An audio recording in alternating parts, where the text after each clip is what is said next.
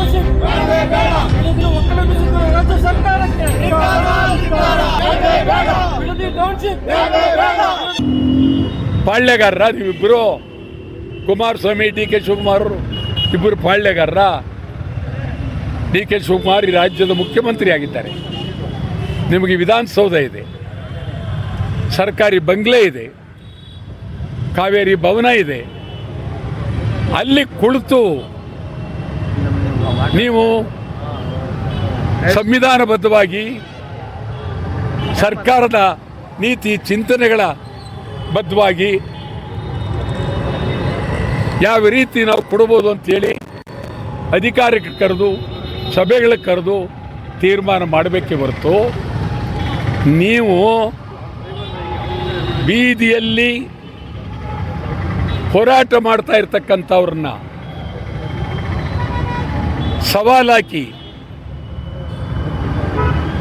ನಿಮ್ಮ ಸವಾಲನ್ನು ನಾನು ಸ್ವೀಕಾರ ಮಾಡಿದ್ದೇನೆ, ಬರಬೇಕು ನೀವು. ಏನು ನೀತಿ ಏನಿದು? ಈ ಕಡೆ ಇವರು JDS ಕುಮಾರಸ್ವಾಮಿ ನಿಮ್ಮ ಸವಾಲನ್ನು ನಾನು ಒಪ್ಪಿದ್ದೇನೆ. 26 ಬದಲು 27 ರೆಡಿ. ಏನಿದು ಸರ್ಕಾರ? ಸಂವಿಧಾನಬದ್ಧವಾದಂಥ ಸರ್ಕಾರ ಇದು. ಈ ಪಂಥ ಚಾಲೆಂಜ್ಗಳು ಇವೆಲ್ಲ ಆ ಹಿಂದೆ ಪಾಳ್ಯಗಾರರಿದ್ದರು. ಸಾವಿರಾರು ಜನ ಪಾಳ್ಯಗಾರರು ಈ ದೇಶದಲ್ಲಿ. ಪಾಳ್ಯಗಾರಿಕೆಯ ವ್ಯವಸ್ಥೆ ಇದು. ಏನು ಹುಡುಗಾಟ ಇದು? ಗಂಭೀರವಾಗಿ ಮುಖ್ಯಮಂತ್ರಿಯವರು ಈ ಬಗ್ಗೆ ಪ್ರಾಮಾಣಿಕವಾಗಿ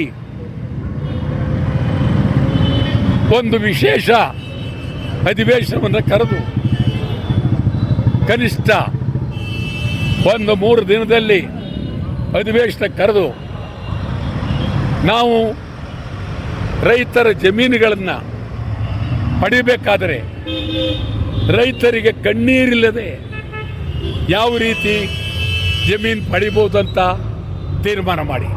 ಕುಮಾರಸ್ವಾಮಿಯವರು ನೀವೇ ಮುಖ್ಯಮಂತ್ರಿ ಆದವರು, ಬನ್ನಿ ಜನಗಳ ಮಧ್ಯೆ ಕೂತ್ಕೊಳ್ಳೋಣ. ಇದು ಉಂಟೇನ್ರಿ? ಮುಖ್ಯಮಂತ್ರಿ ನೀವು ಜನಗಳ ಮುಂದೆ ಕೂತ್ಕೊಂಡು ಅಲ್ಲೊಂದು 5,000 ಜನ ಸೇರಿ ಅಲ್ಲಿ ಒಡೆದಾಟ ಆಗಿ ಇದು ಮುಖ್ಯ.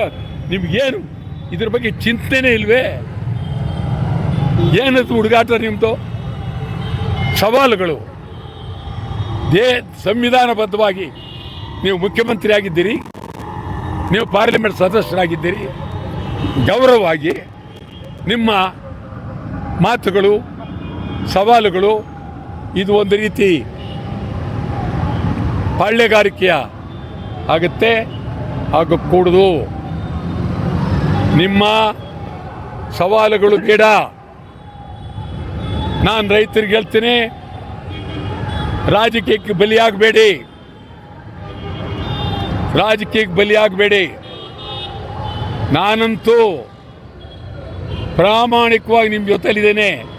ಈ ನಾಟಕಗಳು ನೋಡ್ತಾ ಇದ್ದೀನಿ, ಈ ಪಾತ್ರಗಳು ನೋಡ್ತಾ ಇದ್ದೀನಿ. ಎಲ್ಲಿಗೋಗಲಿ ನಿಮ್ಮ ಜೊತೆಯಲ್ಲಿ ನಾನು ಜೈಲಿಗೆ ಹೋಗಿ ಸಿದ್ಧ.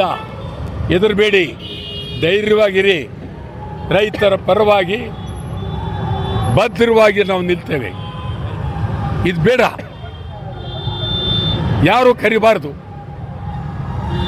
ಪಂಥ ಇಬ್ಬರು ಸವಾಲು ಬರೋದಾದರೆ ನೀವು ರಾಜೀನಾಮೆ ಕೊಡಿ. ಮುಖ್ಯಮಂತ್ರಿಯವರು ನೀವು ರಾಜೀನಾಮೆ ಕೊಡಿ. ಕೇಂದ್ರ ಮಂತ್ರಿ ಕುಮಾರಸ್ವಾಮಿ ಅವರು ಕೊಟ್ಟು ಬೀದಿಗೆ ಬನ್ನಿ. ನೀವು ನಿಮಗಿರುವ ಅಗಾಧವಾದಂಥ ಅಧಿಕಾರ, ಸಂವಿಧಾನಬದ್ಧವಾದ ಅಧಿಕಾರ, ಅದನ್ನು ತಾವು ಉಪಯೋಗಿಸಿ ಗಂಭೀರವಾಗಿ ನೀವು ರೈತರಿಗೆ ಅನುಕೂಲ ಮಾಡಬೇಕು. ನಾವಂತೂ ಉಪನಗರ ಬೇಡವೇ ಬೇಡ, ಯಾವ ಕಾಲಕ್ಕೂ ಬೇಡ, ಏನೇ ಆದರೂ ಬೇಡ, ಜೈಲಿಗೆ ಹೋದರೂ ಬೇಡ. ಯಾವ ಕಾರಣಕ್ಕೂ ಬೇಡ.